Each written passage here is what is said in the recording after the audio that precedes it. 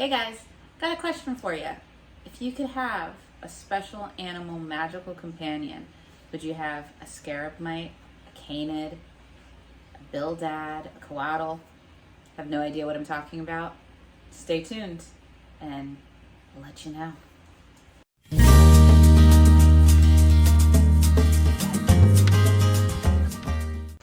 Hey guys, if you are new to my channel, welcome. If you are back for more, thanks for sticking with me. And today we are tackling the Summoner's War. That's right, finally finished it. I took a couple months in finishing it, even though it's such a small series, because I have been participating in tons and tons of readathons, and I could only maybe fit like one or two in with each readathon. So it took a little while to get through them all. I did just finish them, and so I just wanted to tell you guys a little about it, because I feel like this is a very quiet, not spoken about series. I had no idea they existed until I went into a local discount store and I actually saw this handy dandy little book sitting there. Beautiful cover, cool looking wolf creature. Was interested, picked it up, sounded cool. And so I brought it home, and that's kind of what started it all off. So what I'm going to do is I'm going to talk about them. There are different books in all. So you have these three books here. You have the Novice, the Inquisition, and Battle Mage. These three are kind of the first stories that were released. This is the story of Fletcher, and we'll get into him in a second. However, once these were released, the author, Taran Matharu, decided to bring out this book, the Outcast, which is actually a prequel to the three books I just showed you, along with the Summoner's Handbook. And I'm not usually one for handbooks or companions to series or shows, but this one actually is kind of you want to get this because this does feature in the other books, and I will get into that and explain.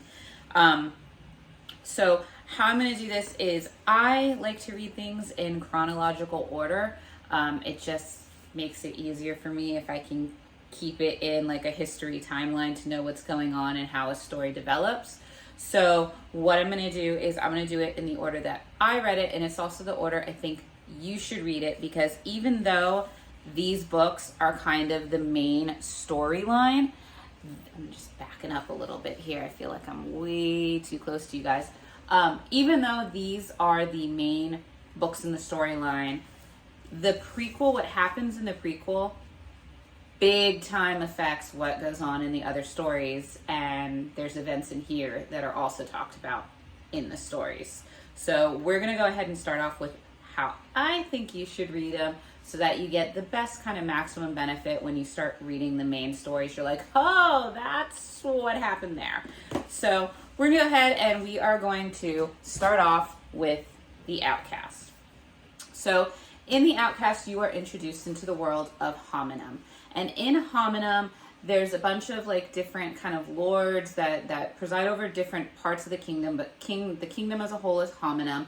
Corsalum is kind of where the king resides, and then you have Vocans or Vocans, I'm not sure how to pronounce it correctly, which is kind of like their magical Hogwarts school. So in this world, you have humans who kind of live amongst dwarfs and elves, although there's kind of like classes and divides going on between all three of them. And then on the opposite side of like a mountainside or a mountain range, there is like this jungle terrain that is where the orcs live. And the orcs have goblins and gremlins at kind of their disposal. And in this world, orcs have magic, and humans and some elves and it's later found out some elves and some trolls had the magic as well. But for the most part, in this book, you find out that it's really the noble classes of the humans and then orcs that have magical powers. And Hominem has been at war with the orcs for as long as, you know, they can remember. It's been an ongoing battle. And the noble classes and the humans are kind of stuck-up snobs that you take with a grain of salt. So these noble classes, what happens is the firstborn to these noble families inherits the magical powers. And with that, what they do is they summon these creatures from what they call the ether. And these other creatures live in the ether, and that's where you have wolf-type creatures, bird-like creatures, all sorts of like mythological creatures that they choose to kind of become their familiars and companions to help them in these battles. And the wizards and the mages of Hominem have this ability, and so do the orcs. And the orcs kind of have their versions because they're able to get creatures from a different part of the ether than the humans and the other classes in Hominem. So that's kind of your background to it. They send their kids to Vokans. Vokans is like their Hogwarts for their kids in schools. However, it's mostly the elite that are going to this school. So that's where we have this story come in. And in this story, you meet Arcturus. And Arcturus is not rich. He's a stable boy. He's not in the best of situations. And he is kind of at odds. I think he's getting kind of abused. It's not a good situation. He wants out. So he's planning on running away. And the day he runs away, he comes across a lord's son who kind of, you know, just pushes it a little too far. And when the lord's son goes into the tavern to rest up for the night, Arcturus is thinking, I'm going to rob you and take your stuff and, you know, might as well. And he comes across a piece of leather. And what he doesn't know is that this is the summoning leather that summons the creatures. So he sees this leather, he sees this words written upon it. He's one of the few of like the regular peasant class, if you will, that actually knows how to read. And he's somewhat knows how to read. He sounds out the words, has the spell, and wouldn't you know it, he summons this wonderful, wonderful, beautiful wolf right here. And I believe he calls her Saccharissa, I think. But she's wonderful. One thing I will say about the series is I love the animal companions because they have such personalities given to them, and you just kind of you love them. You want them for your own pet. And so because he's able to summon, everybody kind of hears the loud clap or whatever that happens when he summons. He gets discovered. They don't understand how somebody from the peasant class is able to summon because it has never been done before. So he gets to go to Vokans now, where he has to kind of find his place amongst all these elite other people. Some of them have their bias, they're a little snobbish towards him. Other people are trying to befriend him, and he kind of has to work his way out in how he's going to do this. On top of that, this world, because it is kind of like always at war, these are kids that after like 2 years of training in school, like they start around 12, I think they're like 11, 12, maybe 13 in here. They're not very old at all. After like 2 years of training, they're put in charge of platoons and put out on the lines to actually battle. They're put into the military. So he's got that hanging over his head. When they're on a trip to visit some friends, they go and they find a tunnel, and they go on the tunnel, and wouldn't you know it, they end up in the jungle where the orcs are, and they have to navigate that, and they basically have to try to survive it and get back home. And so you see what's kind of going on there, and there's certain things that they do here that set forth all the events in the other books to come. So I really liked, obviously, the character Saccharissa. I liked Arcturus. He is one of my favorites going forward. I liked his characters. I like that he, because he grew up in basically your peasant class, he is more open to the dwarfs. He's more open to elves. He's more open to that. He doesn't like how elitist the upper classes and the upper echelons are. So he does try to kind of fight back, and you really got to pull for him in that. And, it sets forth. It does end, a little abruptly, but in a good way, where you're kind of like, oh, okay, I kind of want to know what happens with them now. And wouldn't you know it, they make their appearance in the books to come as adults. So you do kind of find out what happens to the kids in this later on. But this one was, I think all of these were like 4 stars for me, except for Battle Mage, which was like 5-star, which kind of for me brought the whole series up to a 5-star in my mind, because it's a really good series. It's not really well talked about, and I really liked it. So that was pretty much the Outcast. Then what I read next was actually the Handbook. So in this Handbook, you are introduced to a new character, and that is James Baker.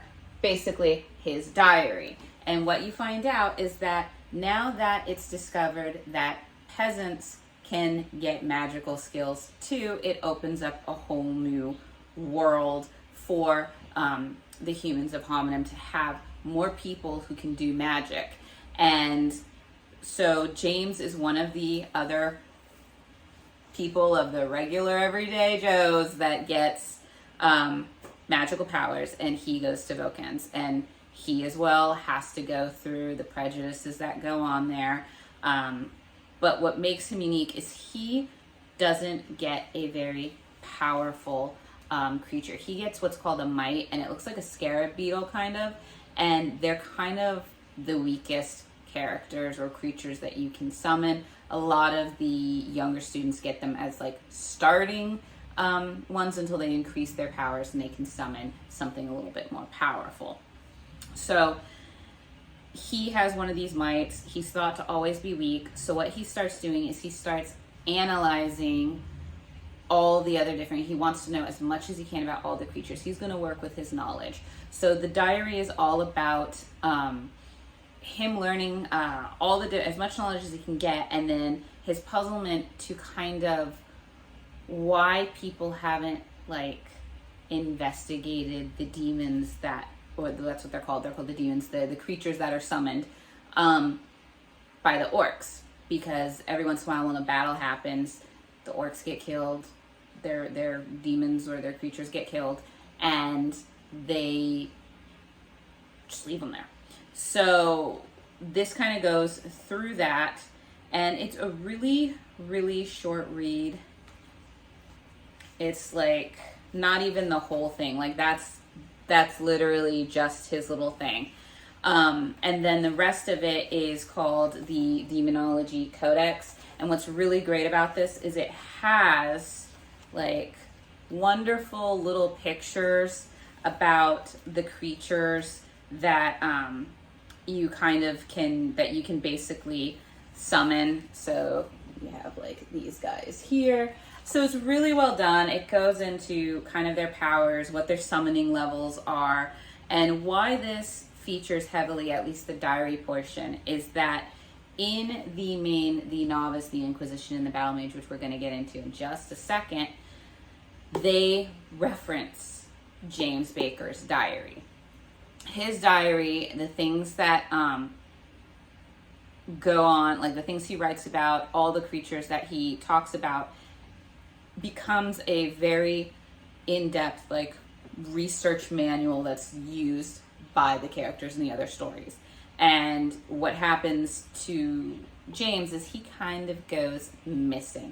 You find out a little bit more what happens to him once again in the 3 books to come, but this kind of like once again leaves off because he gets into a battle and his diary is discovered, and it's his teacher that actually writes the kind of afterword in this to kind of say, this is what we know so far, and you go from there. But it's definitely good because it gives you, once again, this is referenced in the books, just like Arcturus's character and Zacharias's character and the other characters in the Novice end up in the next books. So that's where we're going to go next. So we are going to start off with the Novice. I know these, one thing I have to say, I love the covers of these books. These are all hardbound. I mean, they're plain on the inside. They don't really have much there, but all of the covers just have these really pretty, just pretty covers. So on all these covers, you now have Fletcher. Fletcher is kind of your hero throughout this whole series, and I'm gonna try to do this. There will be some mini spoilers, but not enough to really give anything away. I'm gonna try to hold back on some of them because I really do want you guys to pick this up. I really liked this series, so I want you guys to like it too, hopefully. So in the Novice, we are back in Homenum. It has been, I believe, 17 years since the events in the Outcast in the prequel, since Arcturus' story. And what you've kind of known now is those characters have grown up. Arcturus is a teacher at Vocans now, along with one of the other kids that has now grown up, and they're now a teacher as well. So two of them become teachers. Other ones were lords and ladies, so they went on, they got married, had their kids. Fletcher is an orphan who was left outside of Pelt, and Pelt is kind of like this snowy outpost area, not heavily populated, and he's raised there by the blacksmith Burden, and he's kind of picked on by Didrik, who is kind of a jerk. I'm not really a fan of that guy at all. But he's like the kind of head honcho's son, so he feels he's entitled, and he kind of bullies Fletcher a lot. And what ends up happening is there's an old soldier who ended up serving with James Baker from the Handbook, and he has James Baker's diary and journal. So Didrik tries to buy it. The soldier sees right through Didrik as being not the greatest of individuals, and he takes a liking to Fletcher, who is very calm, once again, very open to the dwarfs and the other classes, very curious about them, doesn't see why humans can't get along with them, and gifts it to Fletcher after a few series and fights and skirmishes break out. And Fletcher knows that there is, once he's gotten into a fight with Didrik and actually hurt Didrik, he knows he's pretty much got to get out of Dodge. So he's thinking he's going to travel down to Corsalum. Corsalum's the major city. He can hide in there, figure out what he needs to do. When he's running, Didrik finds out where he's going, chases him into like this graveyard. Fletcher, in a panic, does a summons. And he summons, you can't really see him, he's such a tiny little guy there, but he summons Ignatius, the cutest little salamander lizard thing ever. He's so much personality and like sarcasm and wit that you can put into a creature that doesn't speak. He's adorable. And Ignatius kind of basically blasts fire at everybody and burns part of Didrik's face, but basically protects Fletcher so that Fletcher can escape.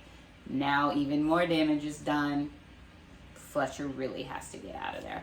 So with the help of Burden giving him some money, getting out of Dodge, he is on the road to Corsalum, where he ends up getting found out that not of what happened in Pelt, but that he is one of these regular, non-elite individuals who has magical powers and the ability to summon. So he now becomes a student at Vocans, and he stays there because he thinks there's no way Didrik's going to find him here. He's out of Dodge. He's fine. So he goes there. Tensions are mounting because a white orc that was prophesized by the shamans of the orc people has now come to power, and it's said that once he comes to power, there's going to be this great war, and that the orcs are going to overtake the humans, and bye-bye.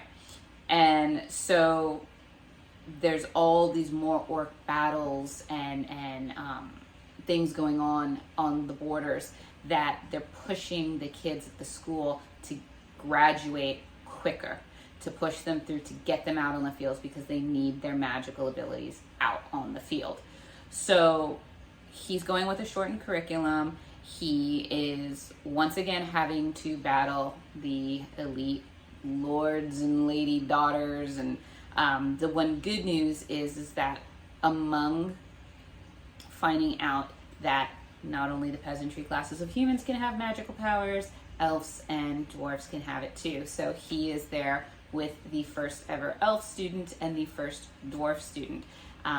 The elf is it Sylvis? I can't pronounce her name. It's like Sylvie or something. I'm just gonna go with Sylvie. I don't want to botch it any more than that. And then you have the dwarf Othello, and I love Othello. He is funny. He's just like awkward and funny, and you just kind of adore him. So they kind of build up a bond with them, and then with some of the other lesser nobility, and they're trying to earn the reputation there to kind of show that everybody can coexist, because that is also in the background going on, is that you have these people that are part of the elite social class, and they will refer to them as the triumvirate, and they kind of have their own little conspiracy going on to keep power in the human hands, to create war with the elves, and to basically get more power over the dwarfs, specifically because the dwarfs have amazing crafting powers, and they can make weapons and armor, and then later on they create guns. So the humans don't know how to do that, so they're kind of relying on the dwarfs for a lot of their things, and they don't like it. They want to have supreme power, and they're trying to make it, different espionages, trying to blackmail the dwarfs and everything. And it's hard because the old king is still kind of in power, whereas the son of the king, Harold, who is part of the Novice story, is kind of king, but only in he as a figurehead. He doesn't really have the power that we were hoping he would get. That, I think, was the biggest kind of disappointment for me, was Harold's character. But I'll touch base a little bit more on that in kind of a wrap up. So in this, like I said, Fletcher's going through Vocans. He's learning his powers.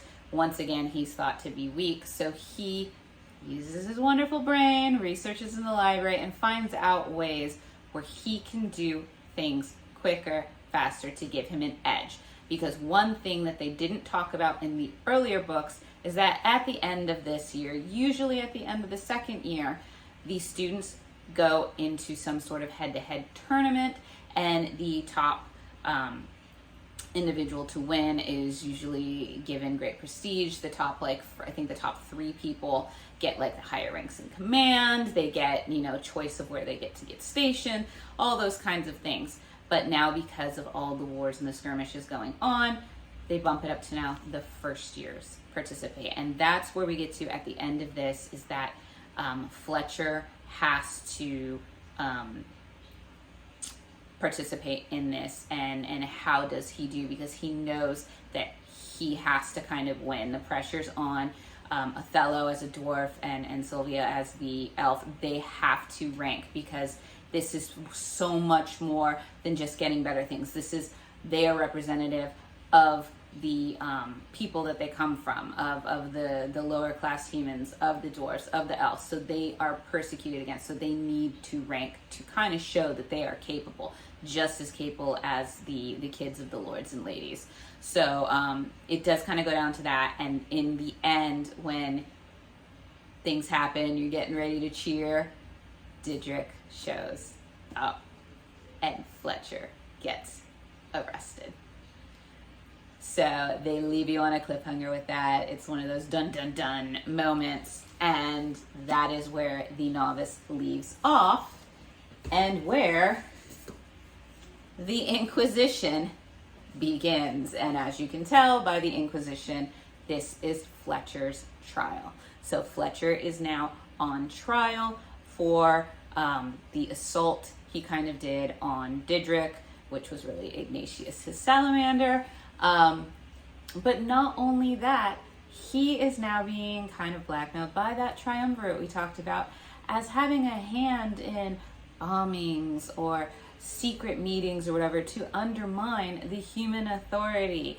They are trying to say that he is part of a secret dwarven rebellion society that's going on, and they're just really trying to put him through the ringer. And part of this is because Fletcher is thought to be the bastard son of one of the lords, because up until this point, many of the firstborns, because once again it's the firstborns that inherit, they have found were in fact the bastard children of the lords and ladies of the upper echelon, Arcturus being one.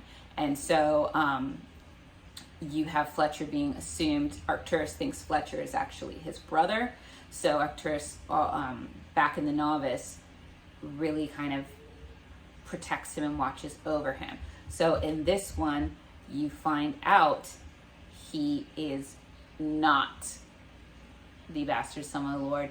You end up finding out that he is actually noble himself. He is the son of two of the characters from the Novice that were in nobility. And sadly, after orcs came in and through that secret tunnel from the Outcast, orcs found out about the tunnel, came in, ambushed his family, killed his parents.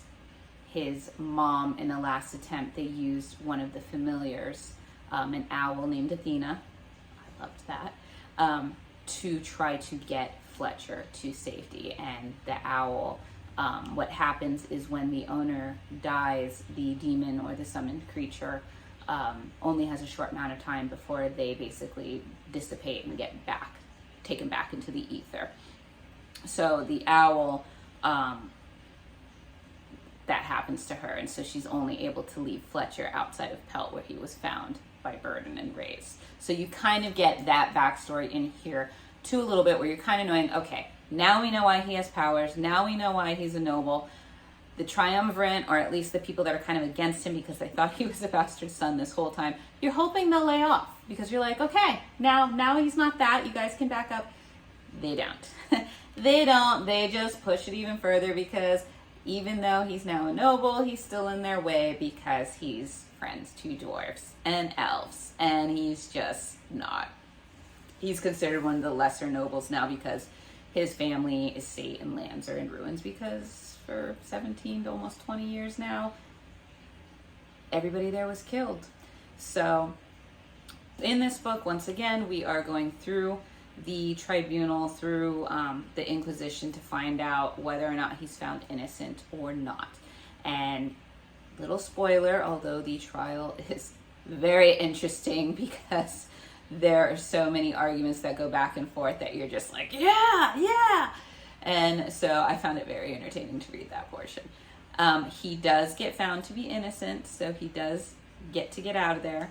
Now that he knows he is a lord, he invites the people of Pelt, because what he finds out is Didrik is also now made a lord. Him and his family had made Kush with the triumvirate, and they want to take over Pelt, turn it into a huge prison, and boot out everybody else. So he invites the people of Pelt, along with the father who raised him, to his family estate, where they can be safe and he can help them. And so some of them take him up, some of them don't, but that happens there. He goes back to Corsalum, where it is now, things are getting drastic, things are getting tight. They have found out that the orcs are planning to use huge numbers of goblins in the battles to come, and that the goblins in this world are, they hatch from eggs, and that there's this big sort of hatchery and kind of like this pyramid out in the orc lands. So what they do is they take and they make 3 or 4 teams of these students. Fletcher leads one, Didrik's on another. Two of the four, I think they're the Forsyth twins, who are utter little crutters that you just really don't like. They lead teams, and they have to go in, and the whole thing is they're going to take separate routes, get to the pyramid, destroy the eggs, and get out of there before all hell breaks loose. And hopefully by doing that, deal the orcs a massive blow. They also find out that the orcs have a human female captive, and this human female is thought to be the mother of one of the kids, Rufus, and who you find out is the mother of him is actually one of the soldiers that is talked about in the Outcast. So once again, like I said, the characters from these ones are appearing in this series as well. So they go in the jungle, they get into the pyramids, and stuff happens, betrayals happen, everybody's kind of suspecting everybody else. Who can you trust? And you end up finding out the woman in question is not Rufus's mom. It's Fletcher's. She wasn't killed in the orc attacks. She has basically been held prisoner by them for almost 20 years. You can imagine the trauma that poor woman has gone through. Because of the betrayal, Fletcher and his crew get trapped inside the pyramid, where the only thing they can do is escape into the ether. This is not done. Humans cannot survive in the ether. One of the teachers from the Novice book went into the ether for a little too long, and she came out paralyzed from the waist down. It did that much damage. You can die in there. However, the orcs are witnessed by Fletcher and his team eating these yellow petals of a flower, which allows them to walk into the ether and out. So now that they're trapped in there, what do?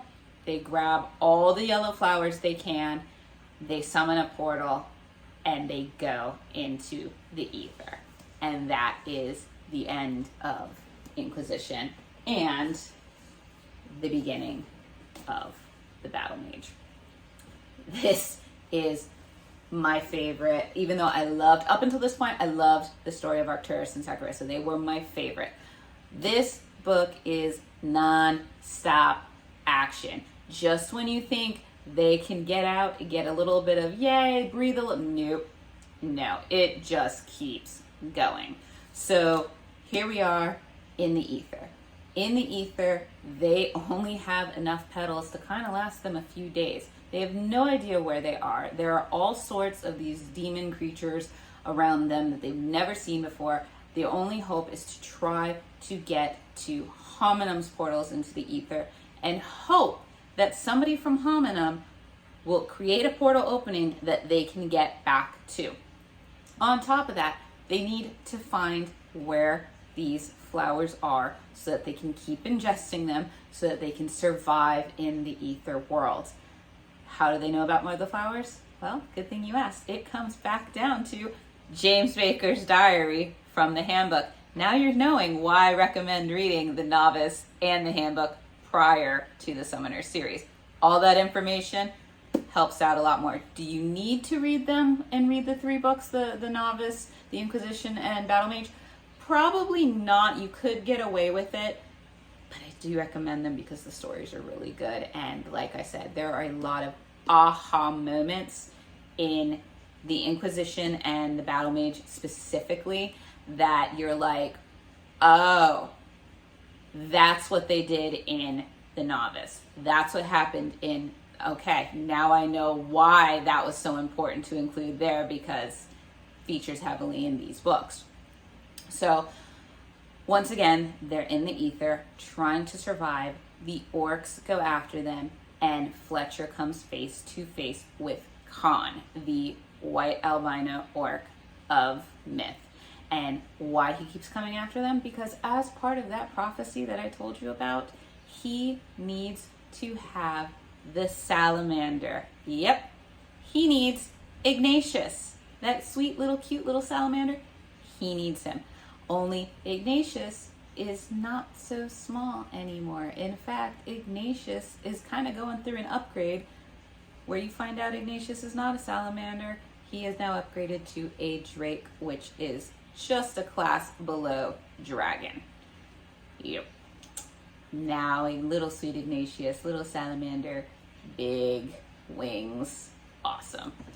So Khan wants to take and basically kill Fletcher so that he can take control of Ignatius to fulfill the prophecy to get rid of humanity or enslave humanity. So all of this is going on into the ether. If that is not enough for you, when they finally make it out of the ether and they have found evidence to start getting rid of the triumvirate, they now have to do an espionage undercover mission during a masquerade to get this information out. It's not so much that they feel they can win against the upper echelons of society. It's about getting the people on their side so that there is no more prejudices against the elves, no more prejudices against the dwarfs, because that is just coming to a full head. It results in one of my most favorite scenes in the entire series, and that is when the Dwarvish army comes to Corsolim and everything is on pins and needles because the old king, who is part of the triumvirate, is trying to plot out that the dwarfs really mean rebellion and we need to, basically put, take away all their belongings and make them our peons, basically. They need to put them back in their place. And he's wanting to use the fact that the people won't like the dwarfs, that no matter what gets said, the people are just so ingrained in their ways of prejudice that they will believe anything the king says and leap on it. And his son Harold, who is acting as the king but not really doing much, is hoping that the people will not do that, because it won't give rise to the king to be able to make these decrees against the dwarven population. So in come the dwarfs, and they come in and they go to sing the national anthem, if you will. And the king's smirking, the old king Alfred, that's his name, is smirking because he thinks, oh, there's no way these dumb dwarfs will know this song, and he's wrong. The dwarfs know the song. They sing it louder and prouder than anybody else there. They also have these beautiful voices, so they're singing it better than anybody else there. And when it is done, all of the people are quiet, and suddenly it's one of those moments where somebody does that slow clap and everybody gets involved, and that's kind of one of those moments that happens and the people are cheering. So then what happens is all of these units are supposed to bow a knee to pledge their allegiance to the king, to the royal family, to Corsolim. The dwarfs do this wonderful, wonderful thing after they have just sang this beautiful national anthem. They turn away from the king, they face all of the people, and they kneel to the people as a pledge of their honor and loyalty to the people, to the population, to the humans, to the dwarfs, to the elves, and an honor that they vow to protect the population of Corsolim, of Hominum. And I'm like, I loved that scene. I got my little tab on it because it was just a, chef's kiss to that scene. Wonderful scene. Hit me in the heart. I cheered. It was great. And the people then, just to make it better, after they kneel and are like, we will protect you, the people kneel back to the dwarfs in acceptance. It is such a beautiful scene, and I loved it. Sadly, it's short-lived, because when you think that's all going on, the dwarfs are now shipped back to their units because there is impending war. Fletcher is now able to meet up with the people in his community that are the people of Pelt that he's invited to live with him on his noble estate. And now they're going to take some dwarfs with them as well. So now, once again, even though you think they're all getting accepted, there are some people from Pelt that have some prejudice against the dwarfs, but many more of them do not. So Fletcher's lands are basically the beginnings of where you're going to start seeing all these different types of beings come together and live in harmony, which is fantastic. Short-lived because the wars happen, the orcs are invading, and Fletcher and like 20 to 30 soldiers are left in a 300 style battle with invading orcs and goblins to try to hold that passage, because they know if it falls, the invaders will come to Corsolam and destroy everything. The 30, basically, there's like two guys, and then the rest of them are like maybe 17 and under. So that's all that's left to defend on one side, because everybody else is that way. Fletcher tries to reach out to people. Of course, they don't respect him, so they don't want to help him. So they are truly left. It gets high, it gets hard, and wouldn't you know it, Khan makes his appearance for the epic showdown. And I am not going to tell you how it goes in. It is very, there are a lot of sad moments. There's a lot of tragedy that happens, a lot of battle. I think when I started reading these books, they were recommended as like middle grade YA, and I definitely feel they are more on the YA side, just because it's not horribly graphic, but it's war, it's battle, there's injuries, there's death, there's destruction, there's not too much romance. There's like hints of, like cutesy kind of teenage, oh, I want to kiss her, oh, which is cute, but predominantly this is just, it's a much darker version of a magical world for like what I would consider a middle grade or YA book.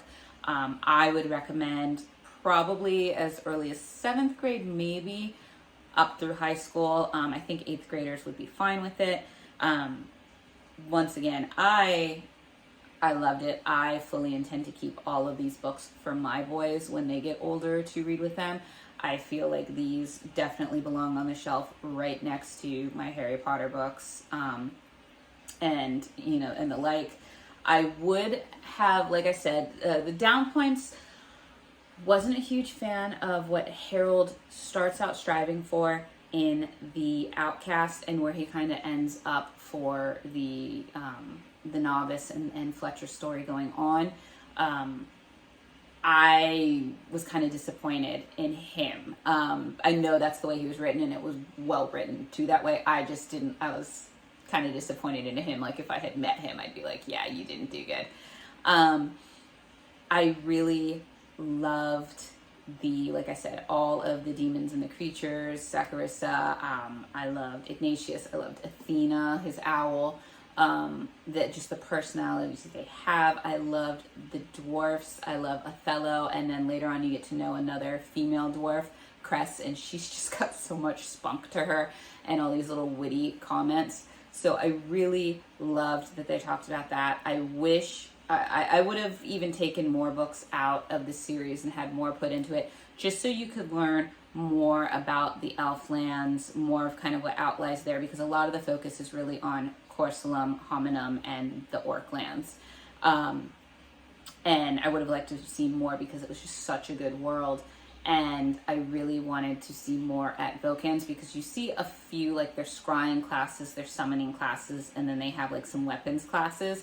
But for the most part, it's like a self-study school. The kids kind of go through a few classes in the morning, and then they got the rest of the day to do whatever they want. So I would have liked to have seen what other classes they had, or more in depth with these classes. But it was still, to me, everything that it needed to be. I got, I ended up getting the Outcast on a whim at a discount store, thinking, oh yeah, I think I got it for like $3.99. And I was like, that's worth a chance. And I'm so glad that I did, because the whole series turned out to be one of the better series that I have read, and just really good. I enjoyed it. So, like I said, You can find these, you know, I'll put the links for them down below if you're curious in checking a few of them out. Give them a try. I would love to see if you have read them, what were your thoughts. If you have any questions about them, please put them in the comments below, and I will let you know in more in depth what you know, what answers you might need to those questions. They're upside down. Yes, we'll have to flip them that way. And you know, yeah, good times, good times. So I hope you'll check it out. And if you have any series that are kind of like this, let me know. I'm always looking for another good read. And I hope to see you next time. Bye.